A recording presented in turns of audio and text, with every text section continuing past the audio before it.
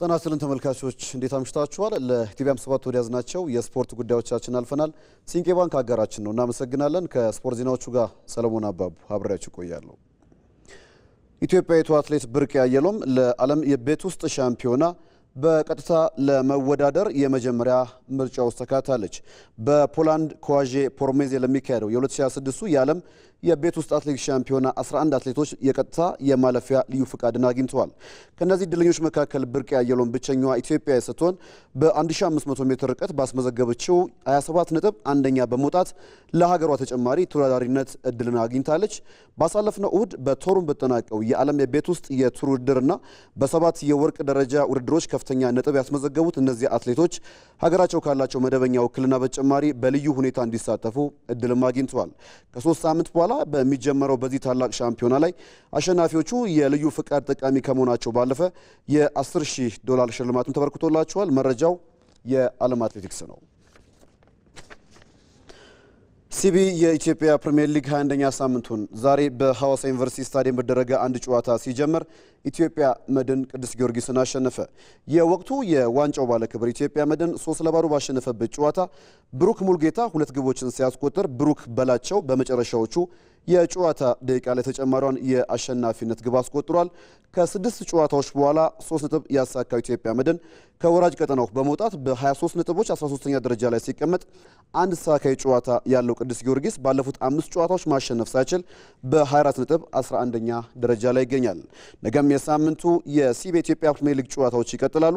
በአዳማው ሳይንስና ቴክኖሎጂ ዩኒቨርሲቲ ስታዲየም ድሬዳዋ ከተማ ከወላይታ ድቻ፣ መቻል ከመቀለ ሰባ እንደርታ እንዲሁም በሐዋሳ ዩኒቨርሲቲ ስታዲየም አዳማ ከተማ ከሸገር ከተማና ነገሌ አርሲ ከኢትዮጵያ ቡና ጋር ይጫወታሉ።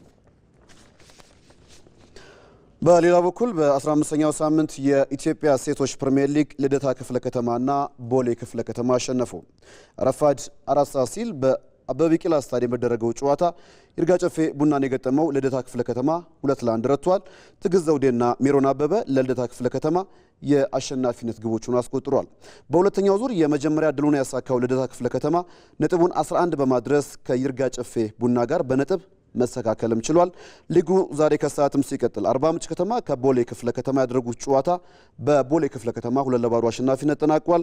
ዳሳሽ ሰዋገኝና ሚሊዮን ጋየም ግቦቹን ያስቆጠሩ ተጫዋቾች ናቸው። የምሽት የስፖርት ዜናዎቻችን ይቀጥላሉ። ጅማን በስፖርቱ ማስጠራት ዓላማቸው አድርገው እየሰሩ መሆኑን በከተማዋ የሚገኙ የተለያዩ የስፖርት ሰልጣኞች ተናገሩ።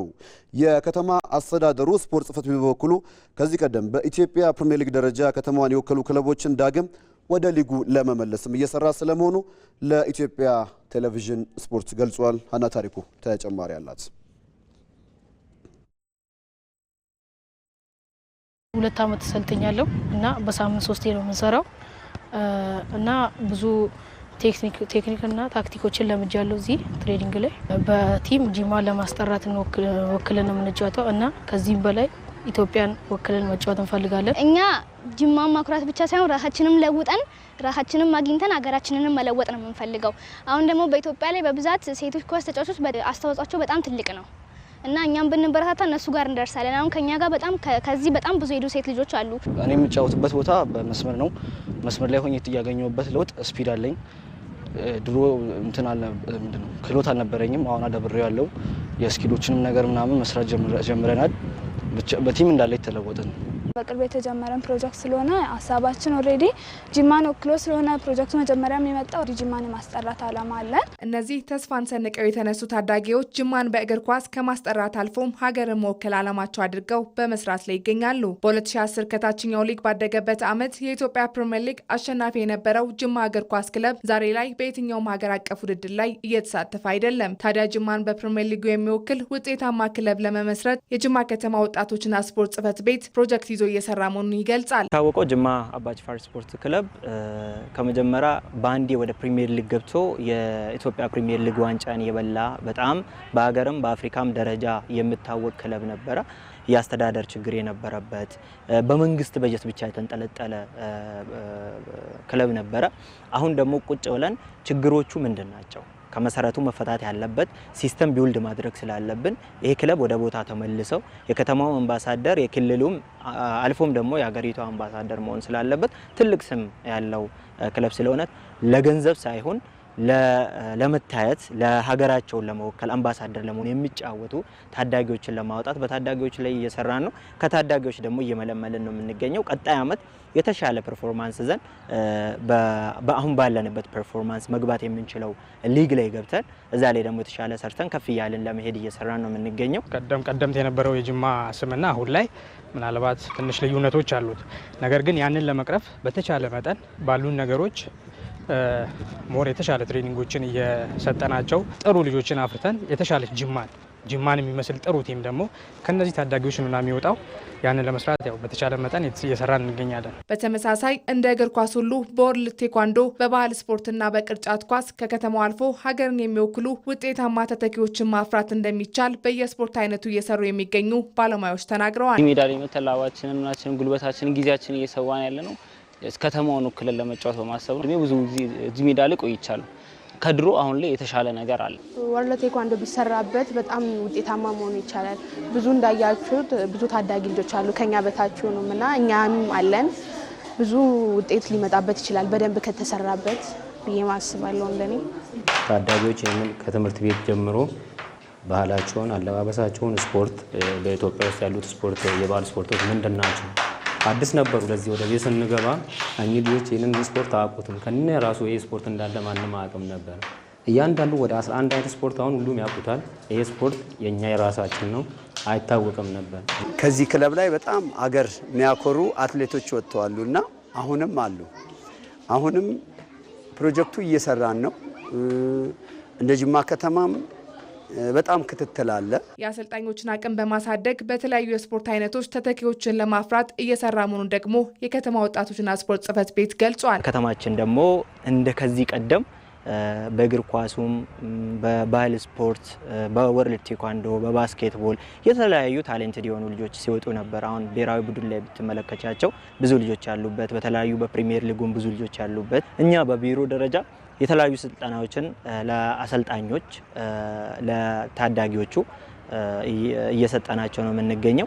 በየትምህርት ቤቶች ውስጥ ደግሞ ስፖርት እንቅስቃሴ እንዲኖር የከተማ መስተዳደሩም ትምህርት ቢሮም ከኛ ቢሮ ጋር በመሆን አሪፍ የተሻሉ አትሌቶች በአእምሮም የዳበሩ በአካል እንቅስቃሴ የዳበሩ በትምህርታቸው አክቲቭ የሆኑ ልጆች እንዲወጡም ጭምር ትምህርት ቤት ውስጥም ስራዎችን እየሰራን እንገኛለን። ከኢቲቪ 57 የስፖርት ዜናዎቻችን ይቀጥላሉ።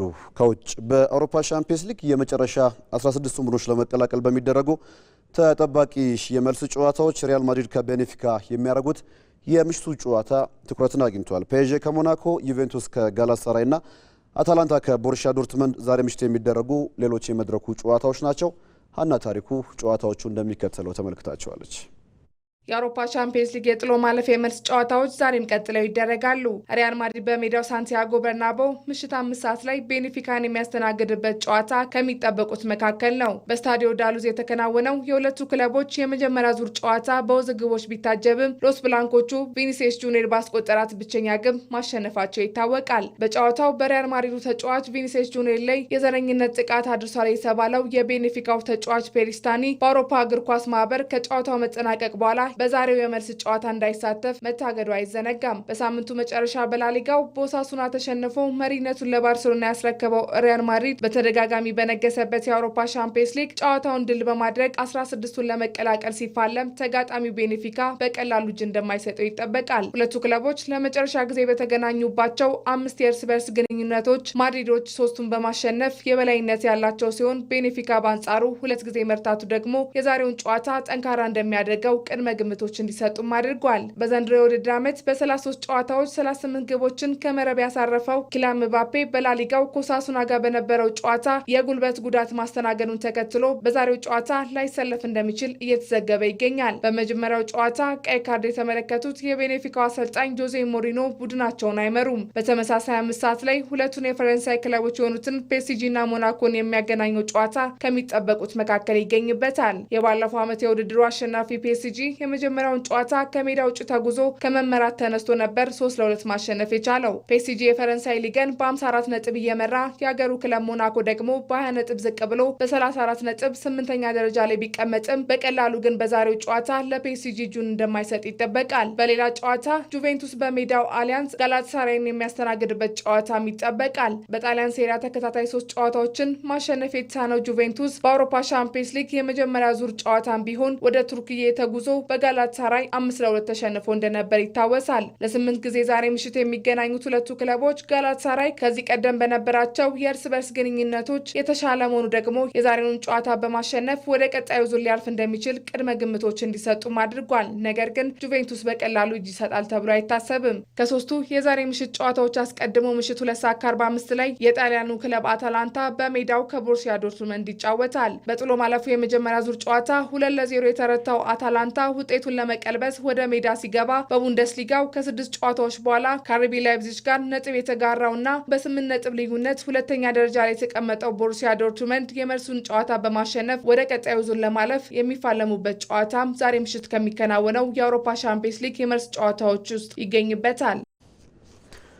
ዌስት ብሮሚች አልቢዮን ዋና አሰልጣኙ ኤሪክ ራምሴን ከ44 ቀናት ቆይታ በኋላ አሰናበተ። የ34 ዓመቱ አሰልጣኝ ክለቡን ከመራባቸው 9 ጨዋታዎች አንዱንም ማሸነፍ አልቻሉም። ክለቡም በእንግሊዝ ሻምፒዮንሺፕ ከወራጅ ቀጠናው በአንድ ነጥብ ብቻ ከፍ ብሎ ይገኛል። ለአሰልጣኝ ራምሴ ስንብት ዋነኛው ምክንያት በሜዳው በሳምንቱ መጨረሻ በኖርዊች ሲቲ የደረሰበት የ5-0 ሽንፈት ነው ተብሏል። አሰልጣኙ ለመጨረሻ ጊዜ ከቻርልተን አትሌቲክ ጋር 1-1 በሆነ አቻ ውጤት በተለያዩበት ጨዋታ ነበር ክለቡን መርተው የነበረው። ረዳት አሰልጣኙ ዴኒስ ላውረንስም ክለቡን መልቀቃቸው ተሰምቷል።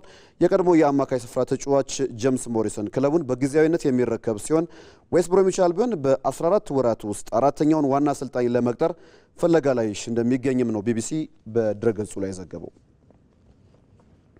ለኢቲቪ 7 ያዝናቸው የስፖርት ጉዳዮቻችን ይህን ይመስላሉ። ከደቂቃዎች በኋላ ምሽቱ 2 ሰዓት ላይ በኢቲቪ መዝናኛ ተጨማሪ ዜናና የውይይት ጉዳዮችን አካተን እንጠብቃችኋለን። ሰለሞን አባቡ ነበርኩኝ። በያላችሁበት መልካም ምሽት ይሁንላችሁ።